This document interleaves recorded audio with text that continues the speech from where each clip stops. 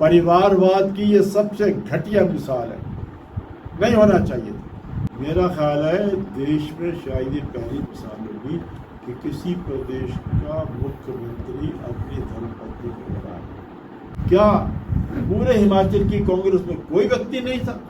हमारे परिवार में ये मुख्यमंत्री बन गए, और क्या चाहिए? इस परिवार से कोई नहीं होगा। बीजेपी के वरिष्ठ नेता और पूर्व मुख्यमंत्री शांता कुमार, जो अपनी बेबाकी के लिए जाने जाते हैं, उन्होंने सीएम सुक्खू की पत्नी को टिकट मिलने और चुनाव लड़ने पर अपनी गहरी प्रतिक्रिया दी है। शांता कुमार ने परिवारवाद पर गंभीर टिप्पणी की है। शांता कुमार ने पत्रकार के सवाल पर क्या कुछ कहा, वो प्रदेश और देश की जनता को सुनना तो जरूरी है ही, साथ ही तमाम राजनीतिक दलों के कार्यकर्ताओं को भी सुनना चाहिए। मुझे याद आया वो दिन जब शायद भारत में एकमात्र मैं था, लोकसभा का मेंबर भी था और 2 विधानसभा का मेंबर भी था।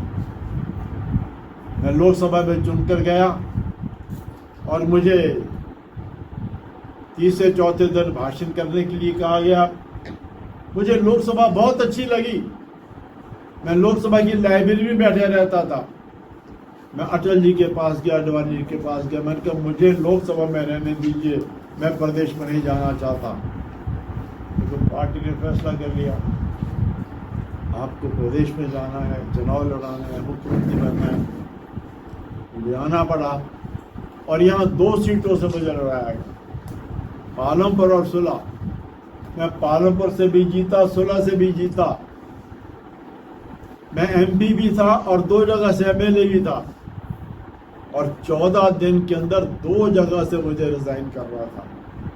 मुझे आज भी याद है कितने कार्यकर्ता पीछे लोकसभा को अपनी धर्मपत्नी को भेजा, और दूर दूर से, क्योंकि मेरी धर्मपत्नी जो राष्ट्रीय स्वयंसेवक संघ की एक महिलाओं के लिए ऑर्गेनाइजेशन है, उसकी दिल्ली की प्रमुख रही थी, तो उनकी तरफ से भी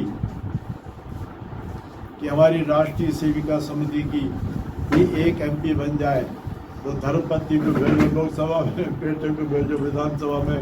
मैं बड़ा डर गया, घबरा गया। मैंने कहा कहीं बच्चों के मन में कोई बात ना आ गई हो। एक दिन हमारे एक मित्र जो आज दुनिया में नहीं है, वो 10-15 कार्यकर्ताओं के लेकर घर आए, यही बात कहने के लिए। सौभाग्य से धर्मपत्नी खड़ी थी। धर्मपत्नी कह रहे क्या बात है? मैंने कहा इनसे पूछ लो क्या बात है। जब उन्होंने कहा तो मेरी धर्मपत्नी जोर से बोली, क्या कह रहे हो आप? हमारे परिवार में ये मुख्यमंत्री बन गए, और क्या चाहिए? इस परिवार से कोई नहीं होगा। ये मुझे कह रहे कि आप इनकी बातें क्यों सुन रहे हो? संतोष मुझे नाराज हुई, आप इन कार्यकर्ताओं की बातें क्यों सुनते हो?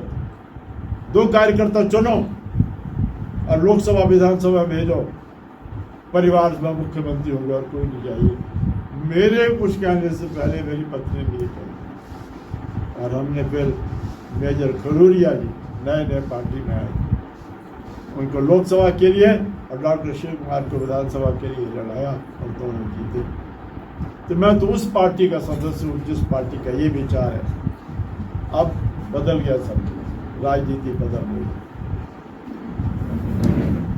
क्या पूरे हिमाचल की कांग्रेस में कोई व्यक्ति नहीं था? पूरी कंस्टिट्यूंसी में कोई व्यक्ति नहीं था चुनाव लड़ने के लिए? मेरा ख्याल है देश में शायद ये पहली मिसाल होगी कि किसी प्रदेश का मुख्यमंत्री अपनी धर्मपत्नी को लगाए। ऐसा शायद कहीं हुआ नहीं। परिवारवाद की ये सबसे घटिया मिसाल है, नहीं होना चाहिए था। और कुछ तो कहना